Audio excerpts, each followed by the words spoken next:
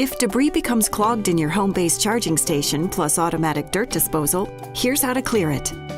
Unplug the charging station from the wall. Remove the robot and tilt the charging station onto its back.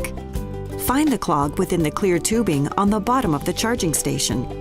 Use a screwdriver to loosen the 5 screws that secure the tubing.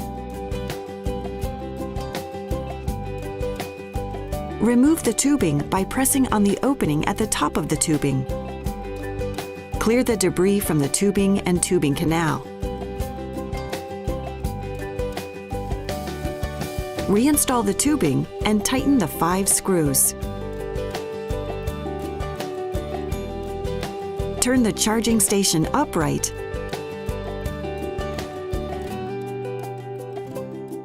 and place the robot in position. Then plug in the charging station.